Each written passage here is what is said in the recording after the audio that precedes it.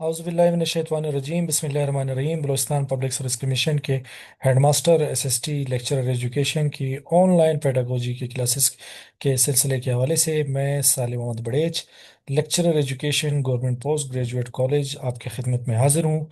आज हम educational planning and policies का थर्ड सेशन जो है वो स्टार्ट करने जा रहे हैं। तो अब हमारा थर्ड सेशन जो है वो स्टार्ट होगा। तो एजुकेशन प्लानिंग एंड पॉलिसीज़ का थर्ड सेशन। जी, तो अब हमारा जो पहला टॉपिक है वो है 18वीं तरमीम के बाद पॉलिसी की तश्कील। ठीक है। तो ये जो है एक छोटा सा मैंने इसमें एक ऐड किया है, क्योंकि ये हमें पता होना चाहिए कि अगर हमारे पास ऐसे में या कोई एजुकेशन प्लानिंग के हवाले से कोई ऐसी बात आ जाए, तो वहाँ पे हमें ये जानना ज़रूरी है कि इसके पीछे क्या बैकग्राउंड है। The 18th Amendment to Pakistan Constitution in 2010 devolved significant powers, including education, to the provinces. Since then, the process of educational policy making occurs at the provincial level.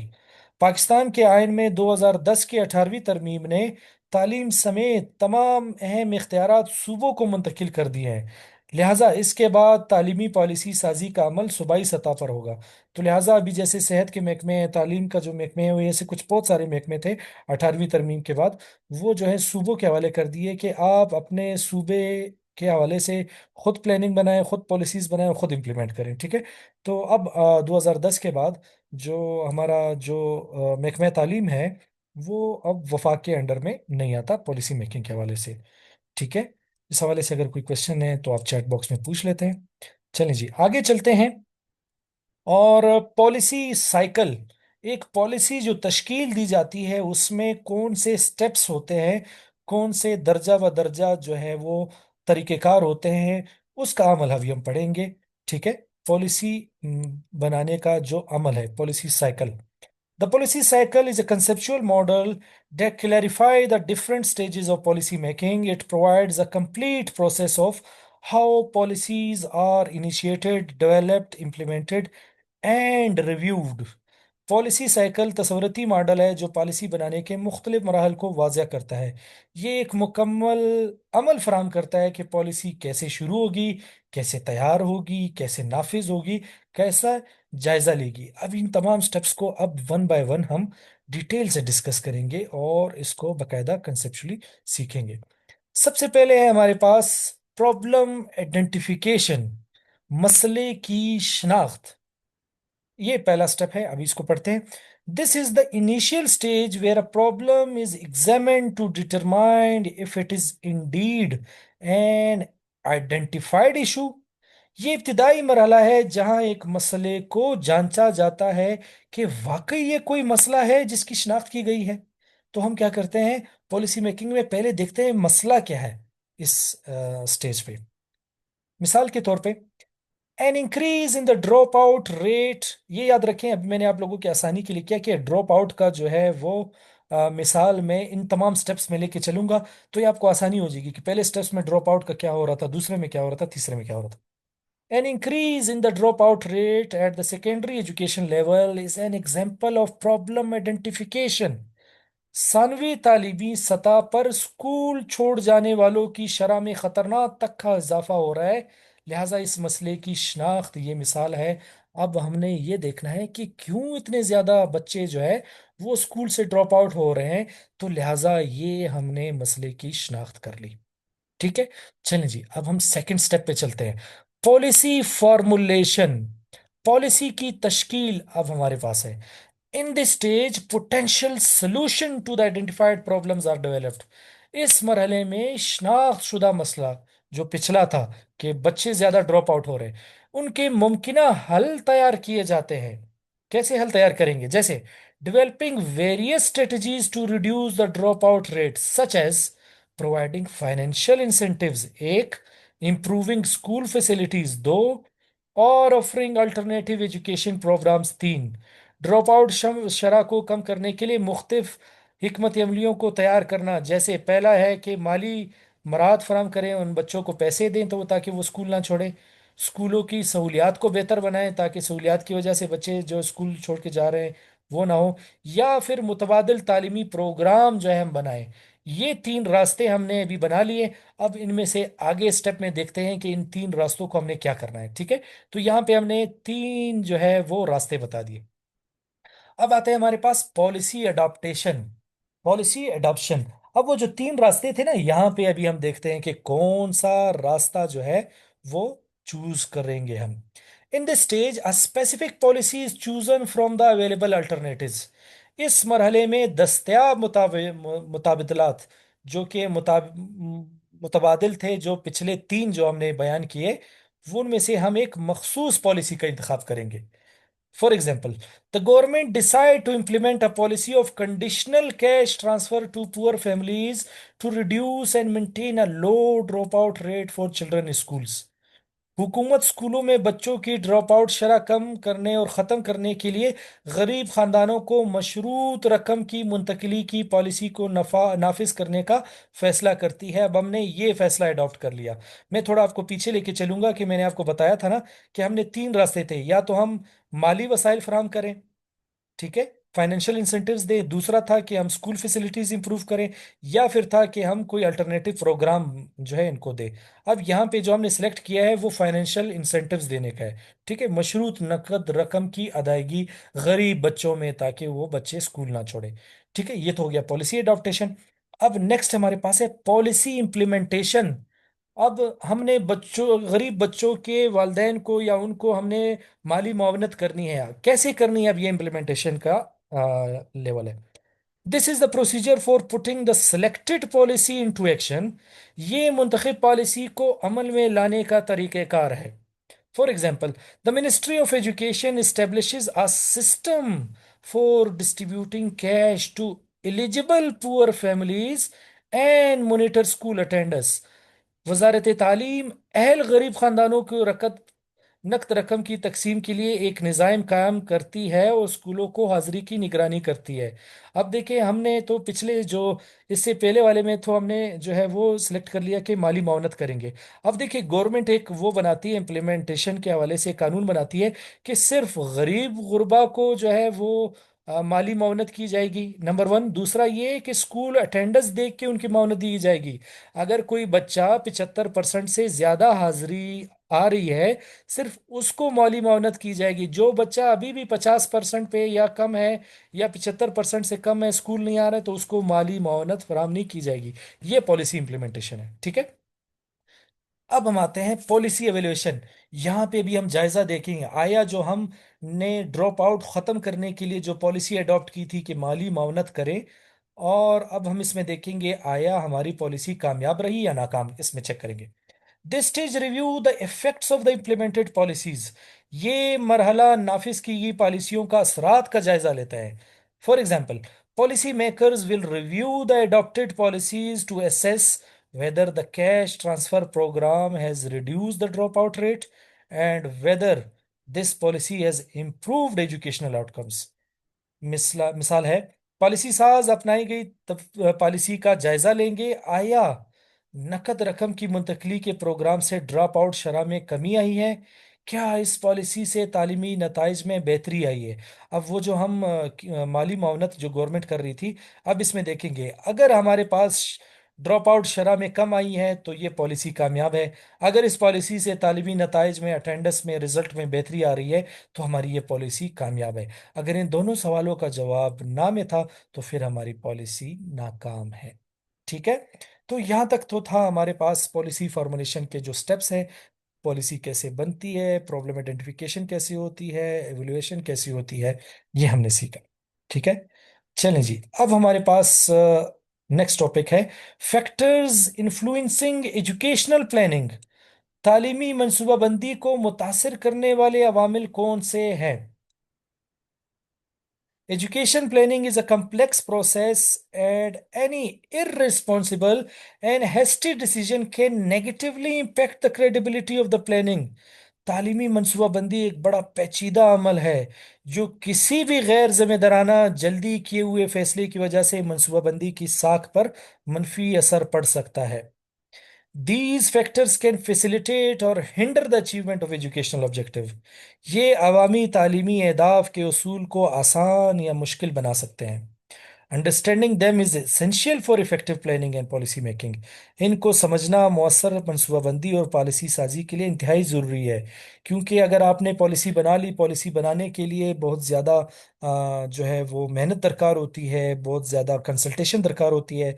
और अगर जल्दी में फैसला किया या गैर जिम्मेदाराना फैसला किया तो उसके फिर जो है वो मनफी नताइज सामने आ सकते हैं। वो कौन से फैक्टर्स हो सकते हैं, वो हमने इनमें कुछ डिस्कस किया है।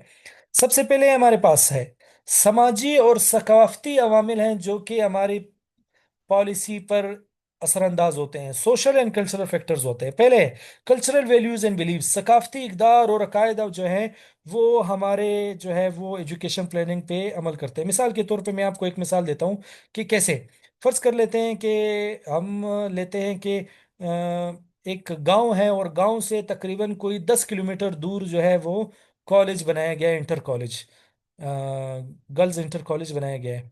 तो एक तो ये है कि ख़वातीन को घर से बाहर जाने की इजाज़त नहीं है, अकेले जाने की इजाज़त नहीं है। आपने इतना दूर जो है स्कूल मिसाल के तौर पे अगर बना है या कॉलेज बना है तो क्या होगा, तो वो कल्चरल वैल्यूज़ इस तरह है कि वो बच्चियों को बाहर कोई भी नहीं जाने देगा।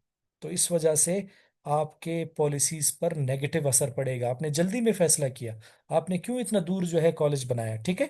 इस तरह सोशल स्ट्रक्चर है, समाजी ढांचे जो है हमारे पास, पुअर गरीब, गरीब गरीब से गरीब तर, अमीर से अमीर तर, इस तरह ऐसे ढांचे हैं जिसकी वजह से जो है ये गालिब आ जाते हैं ये असरात। ट्रेडिशन है, कस्टम्स, हमारे रस्म व रवायत जितने इस वजह से भी जो है वो पॉलिसी प्लानिंग पे असरअंदाज डालते हैं और कभी कामयाब नहीं होते। मिसाल के तौर पे फर्ज कर लेते हैं बहुत सारे ऐसे जगहों पे ऐसे रस्म व रवाज है कि खवातीन को या तो मिडिल के बाद पढ़ने नहीं दिया जाता, या फिर प्राइमरी से ऊपर पढ़ने नहीं दी जाता, या फिर स्कूल के बाद कॉलेज नहीं पढ़ने दिया जाता, या फिर यूनिवर्सिटी पढ़ने दी जाती। कम्युनिटी इन्वॉल्वमेंट बहुत कम है। अब अगर किसी जगह पे कम्युनिटी की शमूलियत बहुत ज़्यादा होगी तो उसमें मुस्बत एतराज़ आएंगे, मुस्बत असर आएगा। और अगर में कम्युनिटी की जो है वो शमूलियत नहीं थी, यानी कि इर्द गिर्द के लोगों के और इलाके के लोगों के, तो फिर मनफी असरात आएंगी। जी, इसके बाद है हमारे पास मुआशी अवामिल। मुआशी तरक्की बड़े किरदार अदा करती है। अगर किसी मुल्क में मुआशी तरक्की हो रही है तो उसमें एजुकेशन प्लानिंग भी बड़ा अच्छा किरदार अदा करेगी, वसाइल होगी। अगर मुल्क जो है वो मुआशी नुकसान की तरफ गामजन है तो फिर एजुकेशन प्लानिंग भी नेगेटिव की तरफ जाएगी। कौमी आमदनी जो है बड़ा किरदार अदा करती है। अगर किसी मुल्क में कौमी आमदनी को फ़रोग मिलता है, वो बढ़ती है, तो जो है एजुकेशन और नौकरियां ज़्यादा होती हैं, जो है डिमांड ज़्यादा होती है, तो लोग फिर ज़्यादा तालीम हासिल करते हैं। इनकम डिस्ट्रीब्यूशन, आमदनी की तकसीम जो है ये भी उसी से लिंक्ड है, कौमी आमदनी से, जिसको हमने ले किया। लेबर मार्केट, लेबर मार्केट अगर हमारे पास जो है अगर बहुत ज़्यादा है, डिमांड है, तो एजुकेशन सेक्टर बेहतरीन जो है वो मैन पावर जो है वो रिसोर्स फराम करेगा, ठीक है। तो ये पॉजिटिव जो है वो असर दिखाएगा। और अगर लेबर मार्केट नहीं है तो फिर ये नेगेटिव असर दिखाएगा। कॉस्ट ऑफ एजुकेशन, तालीम की लागत जो है वो असर करती है। बहुत सारे अभी देखिए स्कूल में जो है वो बहुत सारे लोग जो है वो बच्चे जो है स्कूलों में दाखिल कराते हैं, लेकिन कॉलेज में जाते हैं महंगी होने की वजह से छोड़ देते हैं। कुछ यूनिवर्सिटीज़ में जो है अफोर्ड नहीं कर सकते, छोड़ देते हैं। तो लिहाजा कॉस्ट ऑफ एजुकेशन भी बहुत ज़्यादा है जिसकी वजह से तालीम पे असर पड़ रहा है, ठीक है। अगर ये फ्री हो जाए तो हो सकता है फिर यूनिवर्सिटी में भी बहुत ज़्यादा एडमिशन हो जाए, ठीक है। ये हमारे पास थे दो अवामिल। अब हम आगे चलते हैं, इन अवामिल को डिस्कस करते हैं। इकोनॉमिक फैक्टर्स, मुआशी अवामिल, ठीक है, इसको हम डिस्कस कर चुके थे। इसमें हमारे आमदनी की तकसीम, लेबर मार्केट और हमारे पास तालीम की लागत। अच्छा जी, सियासी अवामिल में चलते हैं हम। निज़ाम हुकूमत, सिस्टम ऑफ गवर्नमेंट बड़ा किरदार अदा करती है एजुकेशन प्लान में। कि अगर कोई गवर्नमेंट बहुत सीरियस है और वो चाहती है कि गवर्नमेंट जो एजुकेशन में इन्वेस्ट करे और बहुत ज़्यादा इसमें तरक्की आए, तो बड़े अच्छे जो है वो असरात आएंगे। अगर गवर्नमेंट एजुकेशन को फोकियत नहीं दे रही तो उसके बड़े मनफी नतीजे आते हैं। इसके अलावा हुकूमती पॉलिसियाँ, फ़र्ज़ कर लें अगर कोई हुकूमत आती है और वो अच्छी पॉलिसियाँ बनाती हैं तो एजुकेशन को फ़रोग मिलेगा। और अगर बदकिस्मती से अगर कोई ऐसी हुकूमत आती है और वो एजुकेशन के पॉलिसीज़ को अच्छा नहीं बनाती तो फिर वो ख़राब हो जाएंगी, ठीक है। इसके अलावा पॉलिटिकल स्टेबिलिटी, सियासी इस्तेहकाम बहुत ज़रूरी है। क्योंकि अगर एक गवर्नमेंट आती है वो पॉलिसी को इम्प्लीमेंट करती है तो उनको 5 साल मिलने चाहिए ताकि वो जो है अपने जो उसकी बसीरत थी या जो उनका विजन था उसको कंप्लीट कर सके। अगर वो एक पॉलिसी लाती है, 2 या 3 साल के बाद सियासी अदम इस्तेहकाम हो जाता है या न्यू गवर्नमेंट आती है, तो जाहिर है जो न्यू गवर्नमेंट आएगी वो उनके प्रोजेक्ट्स और उनके पॉलिसीज को ख़त्म कर देगी। ठीक है। अच्छा जी, इसके अलावा हमारे पास डेमोग्राफिक फैक्टर्स जो है वो भी कार्य फरमा है। पॉपुलेशन ग्रोथ, मिसाल के तौर पे किसी डिस्ट्रिक्ट के लिए, किसी जगह के लिए जो है वो 4 स्कूल मंजूर हुए थे, लेकिन आबादी इतनी ज़्यादा 10 से 15 सालों में इतनी ज़्यादा हो गई है कि वो स्कूल अब कम पड़ गए हैं, मज़ीद स्कूलों की, उतनी ही स्कूलों की ज़्यादा ज़रूरत है। तो लिहाजा इसमें एजुकेशन प्लानिंग जो है वो किरदार अदा करती है। अगर अच्छा जो है वो प्लानिंग से चले तो किरदार अदा करेगी, अगर वो प्लानिंग के बगैर बनाया जाए तो फिर वो मनफी असर रखेगी। इसके अलावा पॉपुलेशन डिस्ट्रीब्यूशन जो है वो बहुत ही किसी जगह पे बहुत ही ज़्यादा कंजस्टेड पॉपुलेशन आबाद है और वहाँ पे एक दो स्कूलों पे हद से ज़्यादा रश बना हुआ है, एडमिशन्स नहीं मिल रहे। और कोई ऐसे इलाके भी है जहाँ पे आबादी बहुत कम है और स्कूल वीरान पड़े हैं, टीचर्स के पास स्टूडेंट्स नहीं है कि उनको पढ़ाया जा सके। तो इस तरह फिर एजुकेशन प्लानिंग जो है वो अपना किरदार सही तौर पे अदा नहीं कर सकती। इसके अलावा हमारे पास माइग्रेशन जो हिजरत का है। फर्ज कर लेते हैं कोयटा में बहुत ज़्यादा सर्दी पड़ रही है नवंबर अक्टूबर में। ठीक है। तो यहाँ पे मिसाल के तौर पे हम मिसाल ले लेते हैं कोई गर्म इलाकों की। ठीक है। गर्म इलाकों में 4 या 5 महीने बहुत ज़्यादा गर्मी होती है। तो वहाँ पे वो लोग स्कूल बनाते हैं, लेकिन वो गर्म इलाके वाले लोग छोड़ के यहाँ पे सर्द इलाकों में चले जाते हैं कि भाई मौसम वो ज़्यादा है। अब जहाँ पे गर्म इलाकों में जो स्कूल्स होंगे तो जाहिर है वहाँ पे ड्रॉप आउट हो गया, एब्सेंटिज्म हो गई, कारकर्दगी ख़राब हो गई, पढ़ाई नहीं हुई, लर्निंग नहीं हुई। तो लिहाजा हिजरत की वजह से, यानी कि ये गर्म इलाकों का सर्द इलाकों की तरफ जाना, सर्द इलाकों के गर्म इलाकों की तरफ जाना, इस हवाले से जो फिर जो बच्चों हैं उनकी तालीम जो है वो बर्बाद हो जाती है और उस पर नेगेटिव असर जो है वो आ जाता है। ये तो था हमारे पास जो है डेमोग्राफिक फैक्टर्स। अब आते हैं हमारे पास टेक्नोलॉजिकल फैक्टर्स। तकनीकी अवामिल हमारे पास कौन से हैं? टेक्नोलॉजी में तरक्की बड़ा अहम किरदार अदा कर रही है। अगर किसी स्कूल या ऐसे प्लानिंग सेक्टर में अगर हमारे पास टेक्नोलॉजी फराहम की जाए तो बड़ा पॉजिटिव जो है वो कर सकती है। डिजिटल डिवाइड फिर क्या है कि बदकिस्मती से किसी स्कूल के बच्चों को अच्छे लैपटॉप मैसर हैं, वाईफाई मैसर हैं, बेहतरीन कनेक्टिविटी मैसर है, और उसी इलाके में हो सकता है कुछ ऐसे स्कूल हों कि जिनको बिल्कुल बेसिक जो ज़रूरियात हैं कि बिजली और पानी का या वाशरूम का सहूलियात भी मैसर ना हो, और उनको बिल्कुल ना तो कंप्यूटर की सहूलियात मैसर हो ना टीचर को। तो फिर ये डिजिटल डिवाइड है जो कि नेगेटिव इम्पेक्ट आती है। ई लर्निंग जो है बड़ी ज़बरदस्त हो रही है। अब जो हम और आप जो मुंसलिक हैं जूम के ज़रिए, ये ई लर्निंग है, ई लर्निंग के ज़रिए मैं आपको पढ़ा रहा हूँ।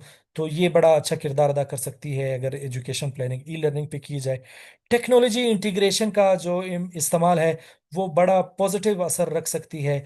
अगर मिसाल के तौर पे क्लास में टेक्नोलॉजी का इस्तेमाल किया जाए, मल्टीमीडिया का, प्रोजेक्टर का, ठीक है, इसका इस्तेमाल किया जाए तो बड़े अच्छे असरात आ सकते हैं। याद रखें कि ये जो असरात और जो हम असर पड़ रहे हैं ये पॉजिटिव भी हो सकते हैं, नेगेटिव भी हो सकते हैं। ठीक है। अब ये जो मिसाल के तौर पे डिजिटल डिवाइड था ये नेगेटिव था, ये advancement technology, e learning, technology integration, ये तीनों हमारे पास पॉजिटिव थे।